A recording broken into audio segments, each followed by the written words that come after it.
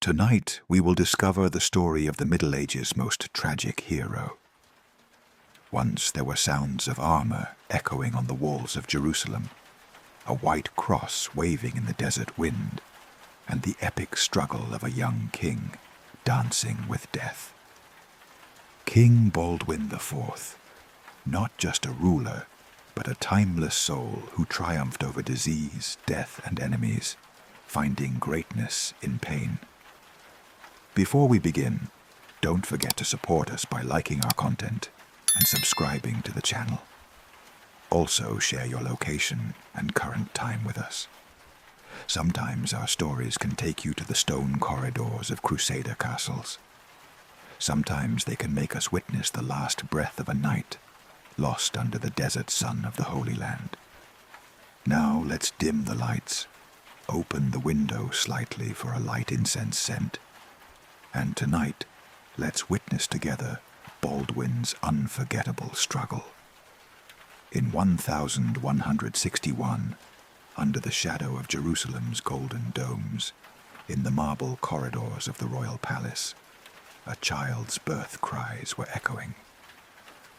The first child of King Amalric III and Queen Agnes de Courtenay was being born. The little prince's name would be Baldwin. This name, taken from his grandfather Baldwin II, was a symbol of honor and courage in the Crusader states. On the day he was born, there was a great celebration in Jerusalem. Church bells rang all day. People celebrated in the streets. Because this child was not just a prince, but the future protector of Christian Jerusalem. Looking from the high balconies of the palace, all the beauty of the city could be seen. The golden dome of the Church of the Holy Sepulchre glittered in the morning sun. The ancient stones of the Temple Mount smelled of history. The narrow streets of the Jewish and Muslim neighborhoods, stretching behind the walls, reflected the dynamism of a multicultural city.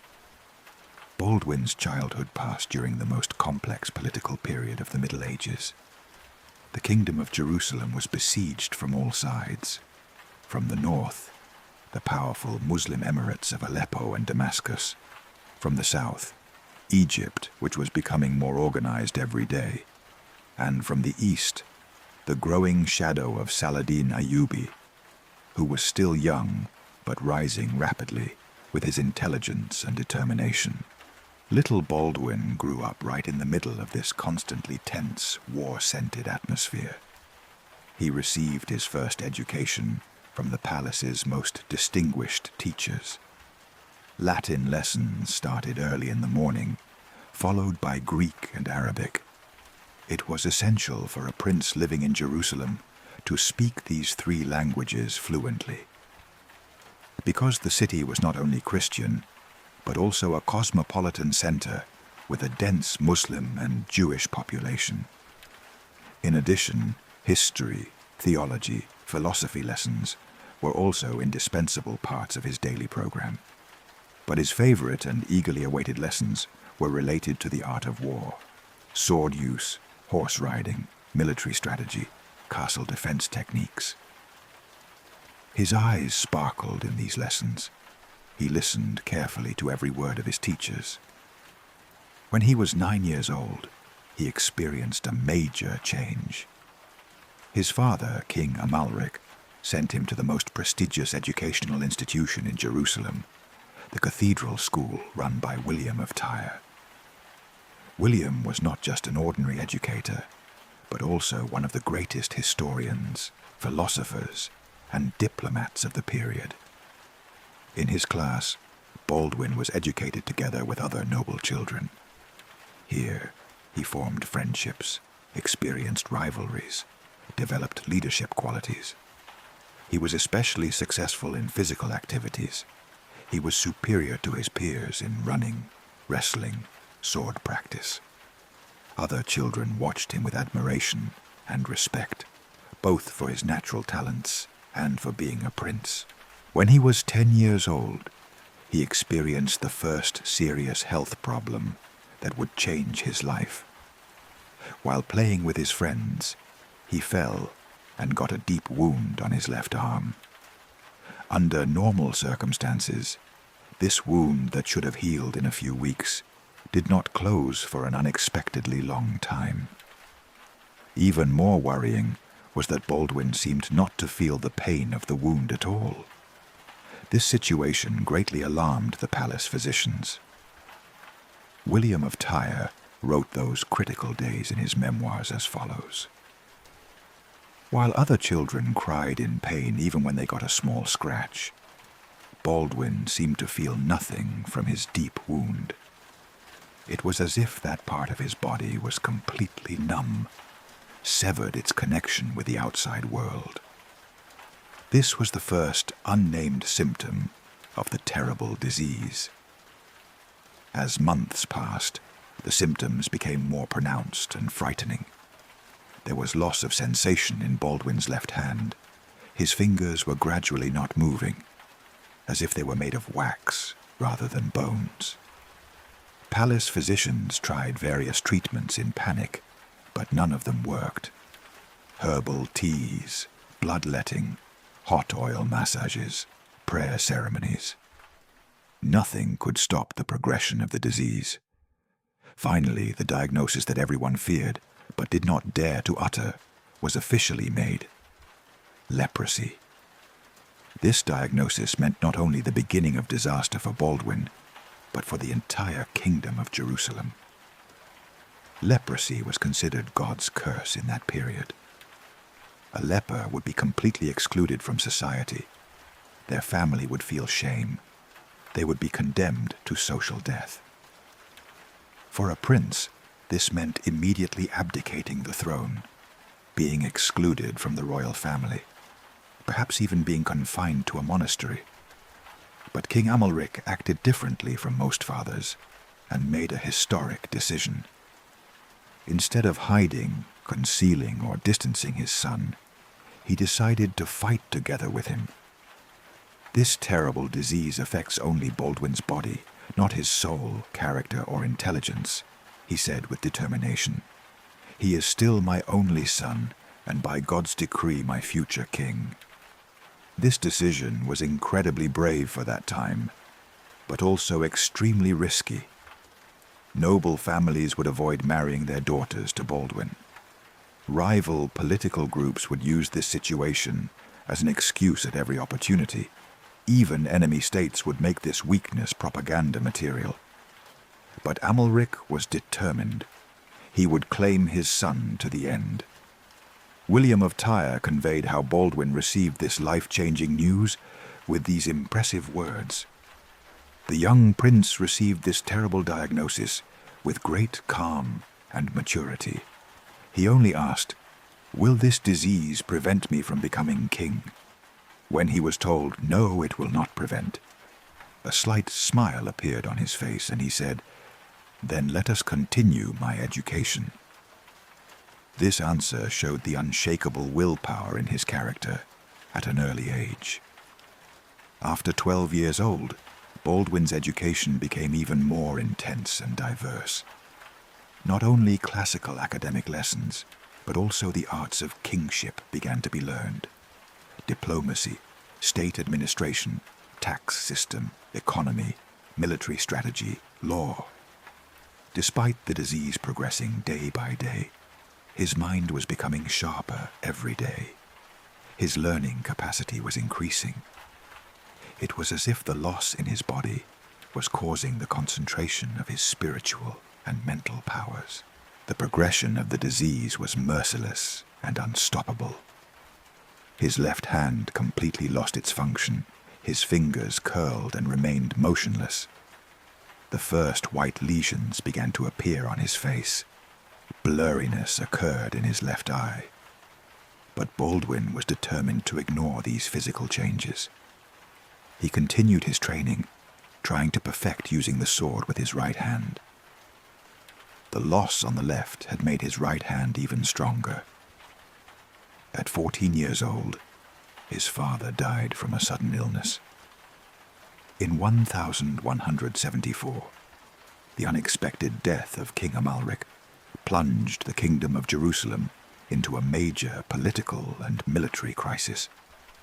Baldwin was still a 13-year-old child and had leprosy. Could he govern the kingdom in such a critical situation? Would enemies take advantage of this weakness? Would Saladin attack? The coronation ceremony was held in the Church of the Holy Sepulchre, in an atmosphere of great silence and tension. Baldwin was 13 years old. The symptoms of his disease were now clearly visible. The white spots on his face, his motionless left hand, his occasional loss of balance and stumbling. But when the golden crown was placed on his head, he displayed an extraordinarily dignified and determined posture. When his voice echoed throughout the church, it carried a maturity far beyond his age. Most of those at the ceremony looked with secret doubt and anxiety. Could this sick child really protect Jerusalem against powerful enemies like Saladin Ayyubi? Could he stop the raids constantly coming from the northern borders? Could he manage the kingdom's internal affairs? His first years were governed by Regent Miles de Plancy due to his age. But Baldwin was definitely not a passive figurehead. On the contrary, he continued to actively learn and gain experience. He attended all state meetings, meticulously studied military strategies, learned the subtleties of the art of diplomacy. When making every decision, he first listened, then asked questions, discussed alternative solutions. At 15 years old, he experienced his first major political crisis. Regent Miles de Plancy was assassinated, and the kingdom suddenly became ungoverned. At this critical moment, Baldwin made a bold and historic decision. He would take full authority himself. He would no longer be a child king, but a real king. When he made this decision, his disease was in an advanced state. He was now having difficulty walking, living in constant pain. His left eye's vision capacity had decreased. There was occasional trembling in his voice, but his mental willpower never weakened. God has given me this heavy test, and I will try to be worthy of this responsibility, he said to his close circle. In 1176, when he was 15 years old, he had to fight his first major military struggle. Saladin Ayyubi was preparing to attack Jerusalem directly with a large and powerful army. Intelligence reports showed that he had made a complete conquest plan this time. Despite his young age and physical condition, Baldwin decided to personally command the army. This decision caused great controversy in the palace. Advisors said, "This is too risky. A sick child cannot command an army." But Baldwin was determined. "I was born a king. I will fight as a king." The night before the Battle of Montgisard, Baldwin was praying alone in his own tent. He had great difficulty wearing his armor because of his disease. He could put the heavy metal clothes on his body with the help of servants. He firmly grasped his sword with his right hand, mounted his horse with difficulty. When he stood before his army, with his armor shining in the sunlight and his determined posture, he truly cut a magnificent figure. Although disease gnawed at his body, his spirit had never been broken. "My soldiers," he shouted in his pre-battle speech, "before us is an army far greater in number than us. But we are fighting for something much greater and holier than them. For our holy city, for our faith, for the future of our children. God will be with us." This speech raised the morale of the soldiers incredibly. They were ready to go even to death for their sick young king. When the battle began, Baldwin stood at the very center of his army. Despite his illness, he showed surprising courage and composure. When he gave the charge command against Saladin's magnificent army, his voice echoed across the entire battlefield. The psychological impact of this moment was incredible. The sick young king, disregarding death, was attacking his most powerful enemy. At Montgisard, Saladin suffered a heavy and unexpected defeat. His army scattered. He himself barely saved his life. This victory spread Baldwin's fame, not only in Jerusalem, but throughout the Christian world. From Rome to Paris, everyone was talking about the miraculous victory of the sick boy king. After the victory, Baldwin was given the nickname the Victorious. But he never boasted, never exalted himself. "Every victory comes from God. I am only an instrument in his hand," he said with humility. This attitude made him even more beloved in the eyes of his soldiers and people. But the disease never stopped. It continued to progress mercilessly. Every day it consumed his body a little more. Walking was becoming increasingly difficult. His vision was decreasing. The wounds on his hands never healed. Palace doctors were now completely helpless. They could only give medicines that would ease the pain. At 17 years old, the issue of marriage seriously came up. It was essential for a king to marry and leave an heir. But noble families were extremely reluctant to marry their daughters to Baldwin. Leprosy was considered a contagious disease, and no one wanted to take this great risk. Also, whether Baldwin could have children was a big question. This situation deeply wounded and saddened the young king. "I may be a king, but I cannot be a man, a husband, a father," he said to his closest friends in a broken voice. Dreams of marriage, longings to start a family, a loving home. None of these would be his fate. This emotional deprivation created a much greater suffering in his heart than physical pain. In 1179, he experienced his second major war. This time he faced Saladin at Marj Uyun, but this time the result was very different. Baldwin suffered a heavy defeat. Many valuable knights died. Some castles fell into enemy hands. This defeat deeply shook him, and he began to doubt himself. "Because of my disease, I could not properly lead the army.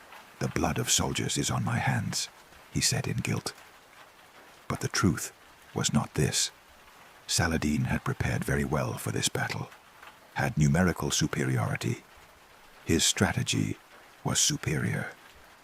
In 1180, when he was 19 years old, he experienced a major family crisis. His sister Sibylla, despite great objections from the palace, made a controversial marriage. Sibylla, who married a French nobleman named Guy de Lusignan, was the person most likely to succeed the throne after Baldwin.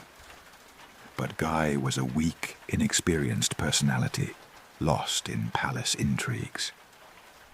Baldwin strongly opposed this marriage. "Guy can never govern this kingdom. Everything will collapse at the first serious crisis," he said.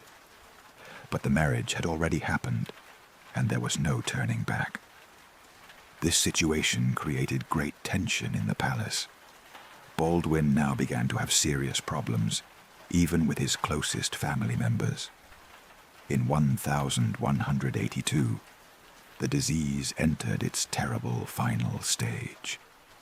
Baldwin was now beginning to go blind. His hands had completely rotted and become shapeless. He needed constant help to walk.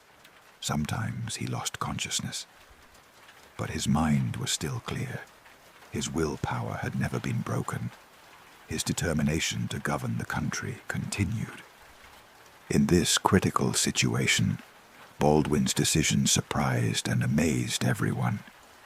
He had a special throne made to have himself carried on the battlefield. It was now impossible to ride a horse, but he would continue to be present in battles, to command the army. "I will not stop fighting until I stop being king," he said with determination. This decision was the greatest proof of the unshakable willpower in his character. In 1183, he fought his last major battle. Saladin had again attacked Jerusalem directly with a large army. Although Baldwin was in the final stage of his disease, he took command of his army. He could no longer hold a sword, but continued to command, to formulate strategy. The orders he gave from his special throne were still precise and clear. Even enemy Muslim soldiers who saw Baldwin on the battlefield showed respect, bowed their heads silently. This young king was truly dancing with death, but never giving up. Even Saladin appreciated his incredible courage and will, saying, "This child is a true warrior." In this last battle, too, Saladin had to retreat. Baldwin had won his final victory, but his body could no longer endure. He was approaching his last breath. When they returned to Jerusalem, his condition was very bad, and everyone understood that the end had come. In 1184, Baldwin was no longer able to get out of bed. The disease had engulfed his entire body, causing complete paralysis. But incredibly, he was still following state affairs, making important decisions. Ministers and advisors gathered at his bedside, planning the kingdom's future. In his last months, Baldwin's greatest and constant concern was Jerusalem's future. Saladin continued to strengthen. There was no unity among the Crusader states. Internal conflicts were increasing. What will happen after me? Who will protect this holy city? He thought day and night. This anxiety gnawed at him. On March 16th, 1185, at 23 years old, King Baldwin IV breathed his last in Jerusalem. As he died, he had a cross in his right hand, a prayer of thanks to God on his lips, and a peaceful glow in his eyes. At his bedside were only a few closest friends and the palace priest. His death was much quieter and more modest than his Montgisard victory. His funeral was held with a great ceremony in the Church of the Holy Sepulchre. All of Jerusalem was in mourning. Even Muslims were saddened by his death, saying, "We have lost an honorable enemy." Just 2 years after Baldwin's death, what he feared came true. Saladin launched his great attack in 1187, and Jerusalem fell. The kingdom without Baldwin could not find strong leadership as he had foreseen, and could not protect the holy city. But Baldwin's legacy was not only in his military successes, but in a much deeper place. He had become an unparalleled symbol of will that does not yield to disease, courage that does not bow to pain, honor and justice that disregard death. King Baldwin IV, sick but never defeated, young but extremely wise, alone but always honorable. He is one of the most inspiring figures in human history and continues to be remembered and commemorated even 800 years after his death.